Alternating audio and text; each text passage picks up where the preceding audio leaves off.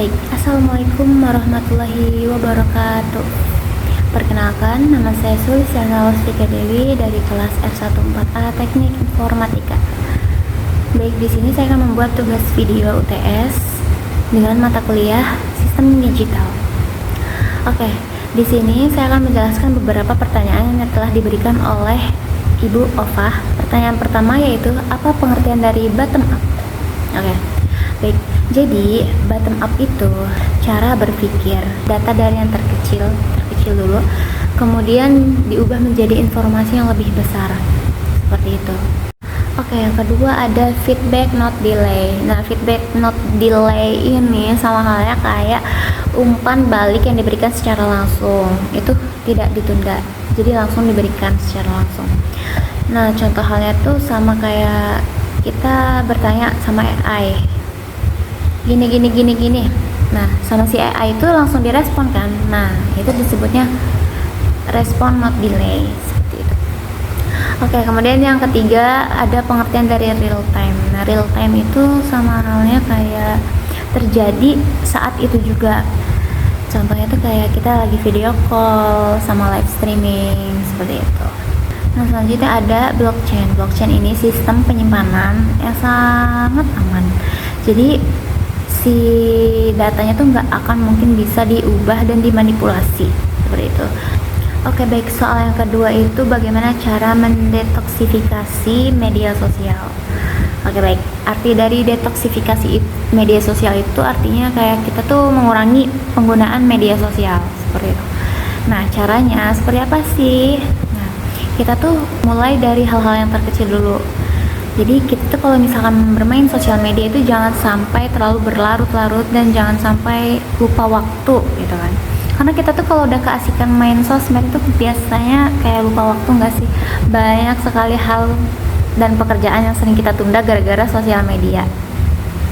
Nah, mungkin kita bisa alihkan dengan cara hal-hal yang positif. Misalkan kita melakukan hobi kita olahraga kan olahraga juga bisa mengurangi kesetresan yang ada di dalam diri kita kan. Nah, seperti itu. Oke, pertanyaan ketiga, apa yang maksud dengan konvergensi media dan realitas virtual? Baik, saya akan menjelaskan dari konvergensi media dulu. Nah, konvergensi media ini sama halnya kayak gabungan dari media yang menjadikan satu platform digital. Contohnya tuh pada HP. Misalkan HP kan zaman sekarang tuh bisa buat nonton TV, baca berita online, terus bisa chattingan. Nah, semua media tuh bisa jadi satu di platform tersebut gitu.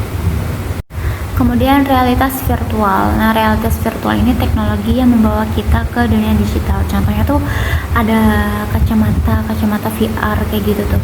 Nah, pada saat kita pakai kacamata tersebut, kita tuh kayak seolah-olah dibawa ke dunia digital, dunia game. Kita tuh kayak bisa entah ada di dalam akuarium atau ada di wahana, kita lagi naik roller coaster kayak gitu, kurang lebih seperti itu. Nah, pertanyaan yang keempat, apa perbedaan penggunaan media sosial pada baby boomer dan Gen Z?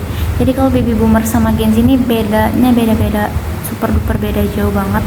Kalau baby boomer itu dia tuh lebih jarang update, terus jarang juga main sosmed. Jadi kayak cuma seperlunya aja, kalau ada perlu baru mereka tuh kayak main sosmed, seperti itu. Beda lagi kalau misalkan Gen Z tuh lebih aktif banget di sosmed. Jadi mereka tuh nggak pernah ketinggalan yang namanya berita. Mereka tuh selalu update ya. Mereka selalu update.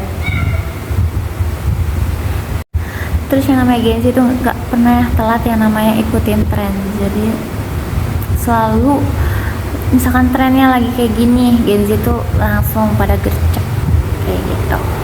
Baik, pertanyaan terakhir yaitu perkembangan transformasi media dan komunikasi visual di era digital. Itu sama halnya kayak kalau kita mau nonton berita atau baca berita tuh pasti melalui TV atau baca koran gitu kan. Nah, tapi sekarang tuh kalau mau baca berita tuh bisa lewat handphone. Jadi ada berita-berita online seperti itu. Oke, baik, cukup sekian, terima kasih dari saya, kurang lebihnya mohon maaf. Wassalamualaikum warahmatullahi wabarakatuh.